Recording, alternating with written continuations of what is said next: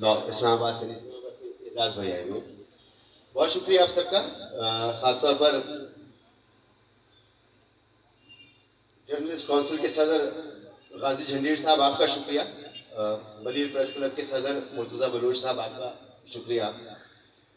Journalist council کے senior نائب صدر منور عالم صاحب, آپ کا بھی شکریہ. جرنلسٹ کونسل کے دیگر عہدیداران, دیگر معزز مہمان جو اسٹیج کے اوپر موجود ہیں, اور آپ سب کا کہ آج مجھے یہاں پر موقع مل رہا ہے بات کرنے کا. جب سے میں یہاں بیٹھا ہوں تقریباً سب نے ہی یہاں پر آ کر صحافیوں کی محرومی کا ذکر کیا.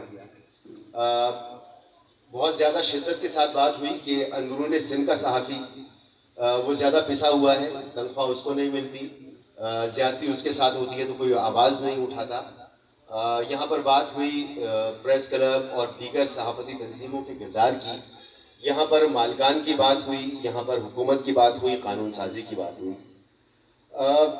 میں تقریباً 20 سال سے ٹیلی ویژن کر رہا ہوں, اور کام کرتے ہوئے مجھے صحافت میں تقریباً 25 سال ہو رہے ہیں. لیکن آپ کو شاید یہ سن کے حیرت ہو کہ میں آج تک کسی بھی پریس کلب کا ممبر نہیں ہوں. شروع میں صحافی تسلیم ہی نہیں کرتے تھے اینکر کو, اور جب نہیں مانا تو اس کے بعد کبھی ہم نے کوشش بھی نہیں کی. اور آج سے کچھ سال پہلے, 3-4 سال پہلے میں ملک میں نہیں تھا, تو میرے فارمز ایک بار پھر جمع کرا دیے گئے تھے. تو جن صاحب نے جمع کرائے تو میں نے ان سے کہا کہ بھائی یہ آپ نے غلط کیا, جب صحافی تسلیم ہی نہیں کرتے اینکرز کو تو کیا ضرورت ہے آپ کو یہ کرنے کی, مگر آپ نے کیا ہے تو اب نام آنا چاہیے. تو پتہ چلا ایک نام آیا ایک لسٹ میں, اور اگلی جو لسٹ تھی اس میں میرا نام نہیں تھا. تو مجھے کبھی اس کا کوئی شکوہ نہیں رہا, کبھی افسوس نہیں رہا. اتنا ٹائم ہی نہیں ملا کہ دیگر کاموں میں بہت زیادہ دلچسپی کے ساتھ کام کر پاتا.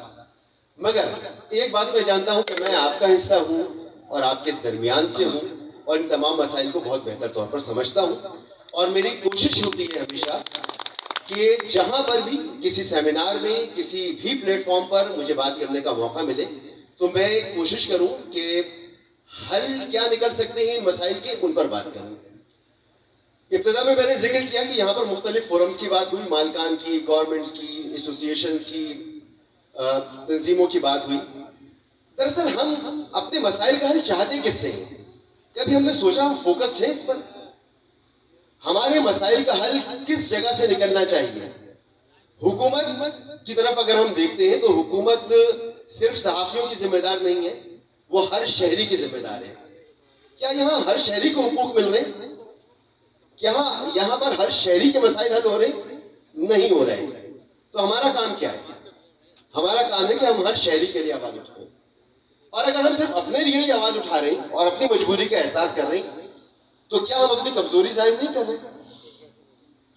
میرے نزدیک صحافیوں کے مسائل کا حل بنیادی طور پر یہی ہو سکتا ہے کہ نہ ہم حکومت کی طرف دیکھیں, نہ مالکان کی طرف دیکھیں, مگر آج جیسی یہ کوشش ہوئی ہے اور جو پورے ملک میں صحافتی تنظیمیں ہیں, ان صحافتی تنظیموں کو چاہیے کہ اپنے اندر نظم و نسق پیدا کریں.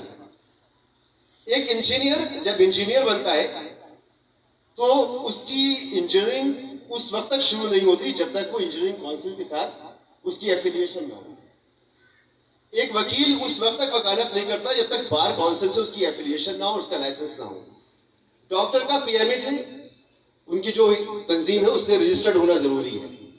لیکن جب میں اندرون سندھ آتا ہوں کام کے سلسلے میں تو مجھے 4 لوگ ملتے ہیں, کہتے ہیں صاحب صرف کارڈ دے دو, پیسے کی ضرورت نہیں ہے, ہم اسٹوری کر کے بھیجیں گے, کیمرہ بھی ہم لے لیں گے, مائک بھی ہم لے لیں گے.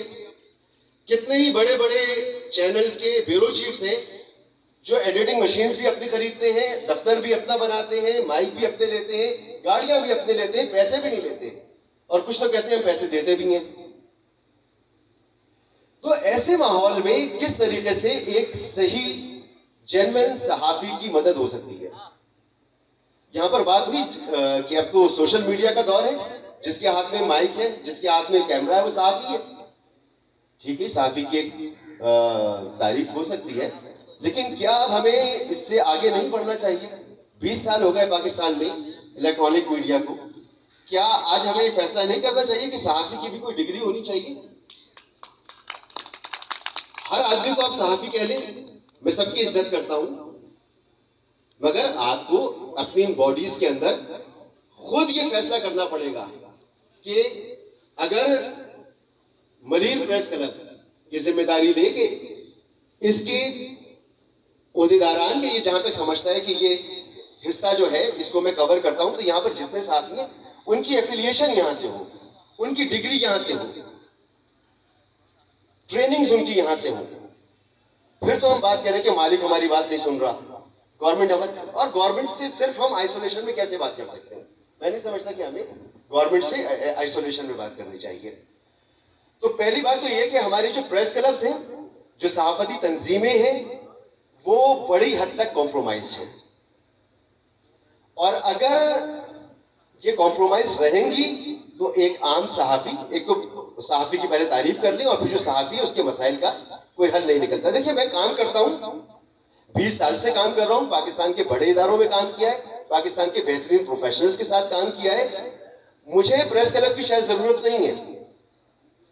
اعجاز بھائی بہترین ان کی کتاب، پاکستان کی بیسٹ سیلر کتاب، جس طرح سے کامران رضی، امینا آپ ہیں، بہت سے لوگ ہیں جن کو پریس کلب کی ضرورت نہیں ہے، پریس کلب کو ان کی ضرورت ہے. لیکن جب آپ پریس کلب کے اندر دیکھیں گے، صحافتی تنظیموں میں دیکھیں گے، تو آپ کو پتا چلے گا کہ وہاں تو آپس میں ہی لڑائیاں ہو رہی ہیں.